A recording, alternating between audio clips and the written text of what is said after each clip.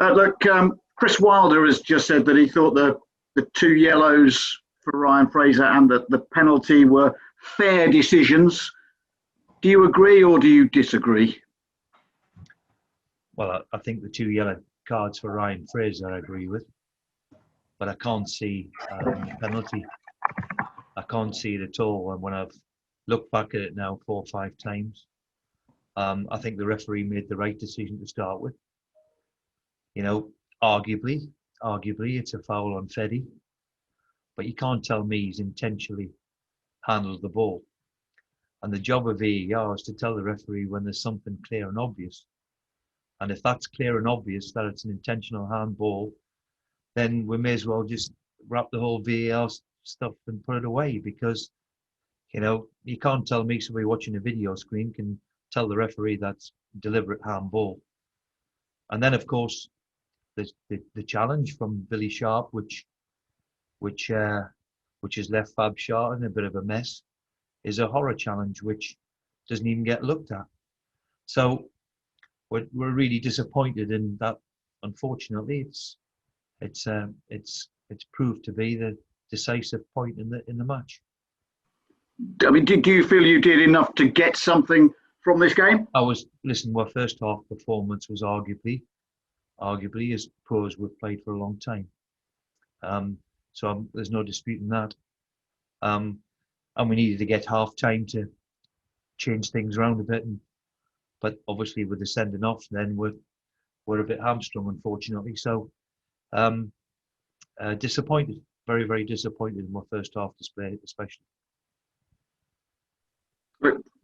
Finally, it's what, 6 Premier League matches now, I think, without a win, 8 matches in all competitions. Just how concerning is it, this run that you're on at the moment?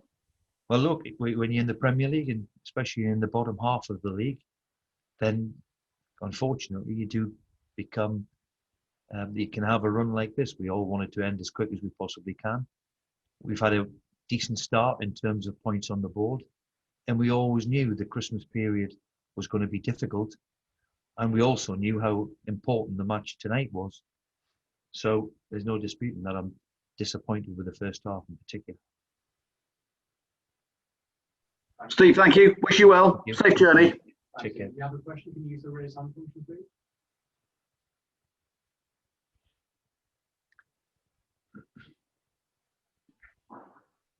Craig Hall. Steve, can you put your finger on the reason for that first half performance there? You said it ranked as probably the worst of your time here.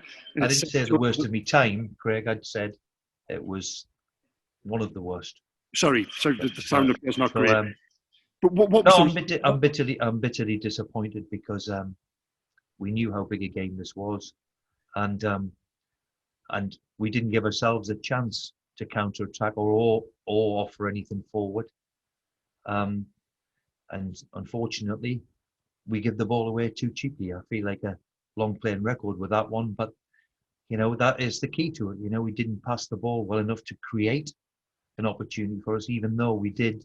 Well, one bit of quality produced a big chance for Callum with a header in the first half, but you know, when I look back on it, I'm still bitterly disappointed in the first half showing. Miles Starford. Hi Steve, could you just explain the thinking behind the team selection, and what would you say to those fans who would suggest it was too defensive in that approach? Too defensive in the approach? Well, we've played the same sort of way, and I've changed the personnel at the top end of the pitch to try and give us something a little bit different, because we haven't scored enough or created enough. And that was behind the thinking of playing Ryan and Sean as 2 false number 10s, if you like, instead of Almiron and Big Joe. And of course, the games that we've had. So I tried to pick a team with a certain freshness, and see if something different might work. Now, in hindsight, what I needed to get in was half time to change things around, but unfortunately, the red card paid to that, unfortunately. Chris Watt. Hi, Steve. I mean, there's a lot of supporter anger out there after this performance and a consistent number of performances. There's a lot of supporters who are suggesting that your position should be under threat. I mean, what do you say to those? And have you considered your own position? Look, you're asking the wrong person for that. I think we've had it, apart from the last month, which we knew was going to be difficult with the run of fixtures we've had. We've given ourselves a decent start to the season. Now, we're not even halfway there yet. And of course, we're all disappointed that we haven't picked up enough points over the last 5-6 games. But I'll still stick to my beliefs that we still have to be a bit pragmatic and accept that, you know, we can't accept the first half performance. Don't get me wrong, Chris. We can play better than that, that's for sure. But we still have to maintain a certain way that defensively anyway, which is keeping us in the games that we're involved with. And last one, Lee Ryder, please. Chronicle. Hi, Steve. Lee? Tough questions, of course, but do you still feel you have the answers going forward? And we know you're not a quitter.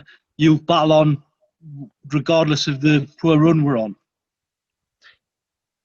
Look, I knew December was going to be a tough month, and January with the run of fixtures we've had. And look, when teams like Arsenal and Chelsea and anybody else in the division, you know, it's the Premier League, it is what it is. So yes, I'm bitterly disappointed that we haven't played well enough, especially in the first half today. But I'll leave that to other people. You're asking the wrong one. I'll never ever walk away from a challenge, and I think I've been in it long enough to have that respect. But I understand that, especially watching the first half, we weren't good enough. And at the end of the day, I take the responsibility for that because I picked the team. And in hindsight, yes, it's a wonderful thing.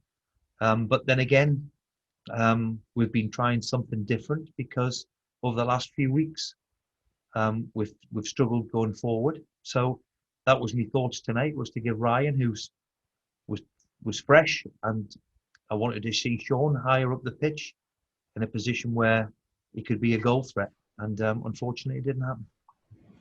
Just one follow from Miles Starford, please. Steve, just give us an update on Paul Dummett, who came off. He looked obviously injured. I think it's probably more fatigue than anything else. And with Matt Ritchie having, he wasn't 100% either.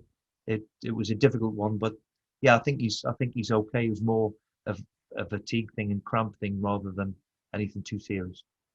Okay, thank you, everybody.